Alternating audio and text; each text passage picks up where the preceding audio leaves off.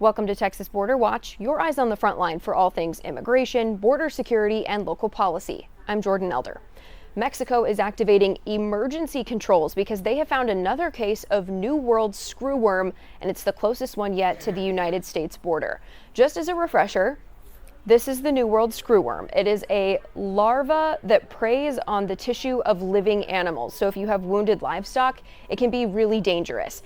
And for a long time, this was eradicated in North America. There was no concern. But now we're starting to see cases in Central America and up into Mexico. This latest one right here, it's a town called Sabinas Hidalgo, and it's about 75 miles south of Laredo. So obviously, this is causing some concern. In this new case, the infected animal was discovered, and the country's agriculture ministry says it was detected during a routine livestock inspection. There's been a lot of those going on in Mexico since this has started to spread. Of the 100 cattle within that shipment, only one showed signs of the parasite, and officials say the larvae were in an early stage, meaning there was no chance for the adult flies to develop. So this is an example of what that means. They found the larvae, which eventually grows into the fly, and the fly is how this screwworm ends up spreading. So the good news is all of the traps that are set up in northern Mexico have not detected the fly. They only detected this larva in that shipment, which means the risk of spread, at least according to Mexico, is still low as of now. However, United States lawmakers are pretty concerned about this. This could have huge impacts on our livestock industry, the trade, and the beef industry if this does end up crossing the border into the United States. So the U.S. has already shut down trade over the border with Mexico of livestock. That's been going on for a couple months now. But Mexico has said that they want to try to ramp up the prevention of this because they're losing a lot of money. Mexico's Ranching Federation estimates losses of up to $400 million if the border continues to be closed to this kind of trade. The United States and Mexico want to work together to stop the flow of illegal firearm trade back and forth across the border. So to do that, Mexico has agreed to start using e-trace, which is a firearm tracing program and ballistic imaging technology, and they're going to use that in all 32 of their states, and the countries are going to work together on investigations and intelligence sharing. So e-trace is a big thing with the ATF here in the United States. Essentially, this lays out the way that it works. Law enforcement recovers a gun that can be either in the United States, in Mexico, and they request e-trace. So that tells them who made the gun, who is it licensed to, is there anything super specific about it that they can use to connect it to other crime scenes. They look through all of the transaction records, and they're trying to figure out where they came from. The end goal is to find the purchaser or where that gun originated, and that helps you eventually solve the crime or link it to other crimes.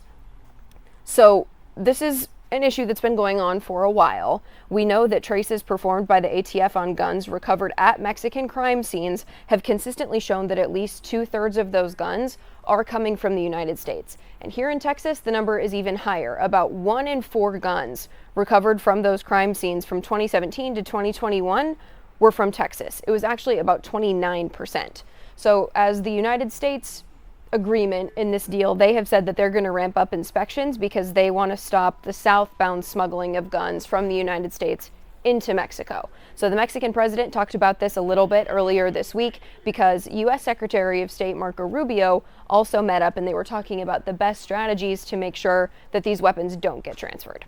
Yesterday, the committee that was formed to address security issues held its first meeting, following the visit by the U.S. Secretary of State.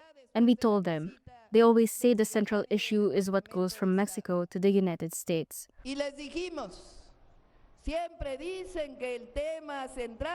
But now we want, for the first time, the first item to be discussed to be the weapons that come from the United States to Mexico.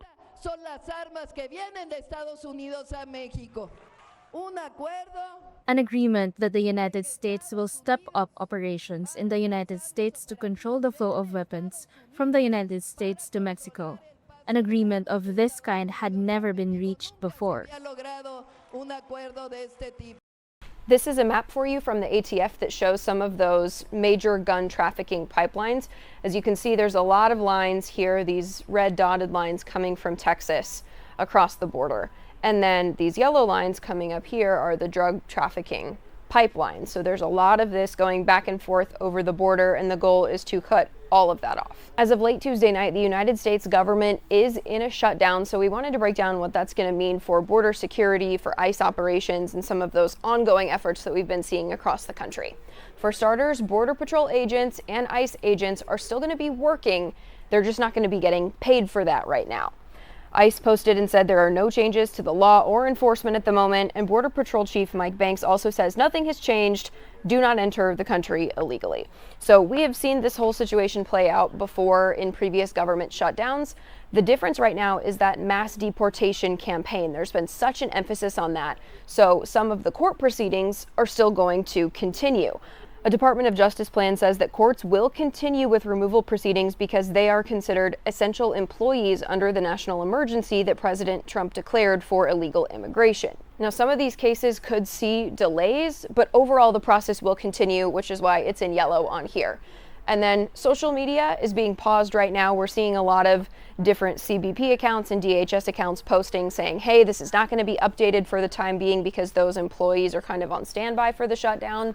But a lot of that boots on the ground work is going to be continuing until the shutdown ends. And as of right now, on Wednesday, we don't know when that will be.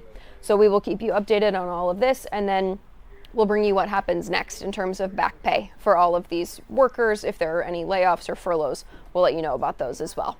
For Texas Border Watch, I'm Jordan Elder. You can read all of these stories more in depth over on our websites, news4sanantonio.com and foxsanantonio.com.